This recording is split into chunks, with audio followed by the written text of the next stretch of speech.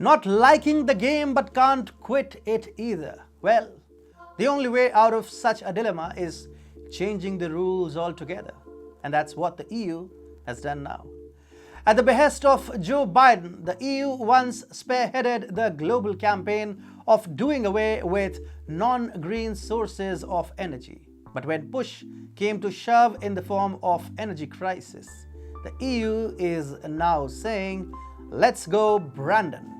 EU has now announced its plans to classify nuclear power and natural gas as green energy resources. And Joe Biden's climate policy has now been left hanging in the balance. And welcome. You are watching TFI Global, the foreign affairs and geopolitical analysis arm of the TFI media group. I'm your host Atul Mishra. In this video, I will tell you how the EU humiliated Joe Biden as it officially embraced nuclear and natural gas resources. Let's begin. Europe is dangerously short of natural gas. The surge in prices has driven up inflation across the European Union. The EU has so far blamed Russia for orchestrating this gas crisis in Europe.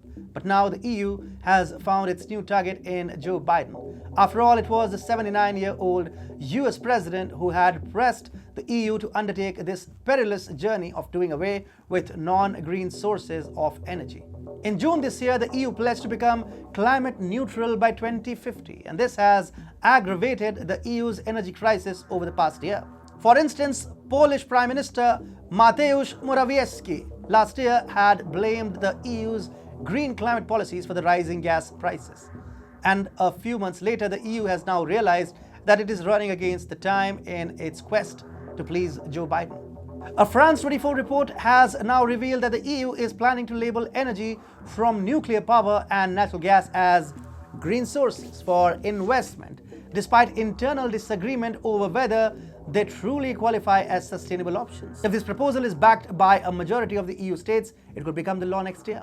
This means that EU countries would be allowed to use gas and nuclear energy for meeting their energy demands despite opposition from the US or the US president, to be precise. France is leading the charge for nuclear power. In 2020, nuclear energy accounted for 70.6% of France's total energy production. So shifting to non-nuclear and green sources of energy would be an arduous task for the French government. Similarly, doing away with gas is a costly business for smaller and poorer nations of the EU. Fossil-reliant countries in the EU's east and south have shown no willingness to reject gas resources altogether.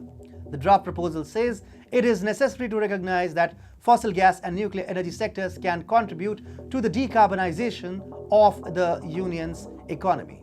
The EU's Internal Market Commissioner Thierry Breton is also echoing support for nuclear energy. He said, the bloc will need to double its overall electricity production over the next 3 decades, and that is simply not possible without nuclear power.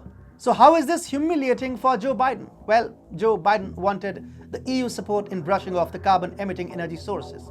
It could have served two purposes for the American president. On one hand, it would come as a setback for the Russian economy as the EU imports tons of natural gas from Russian suppliers.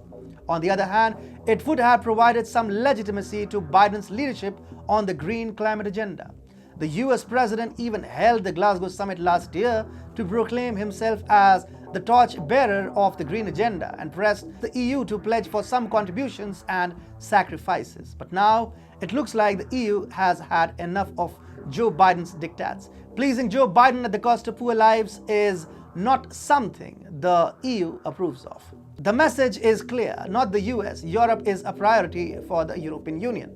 It will shift away from fossil fuels at its own will and on its own terms. Unlike the current US administration, the EU does care for its citizens. It won't let them die under the burden of back-breaking inflation and the burgeoning gas crisis. It won't leave its people to fend for themselves just to help Biden materialize his anti-Russian ambitions. Simply put, the EU is saying, let's go Brandon.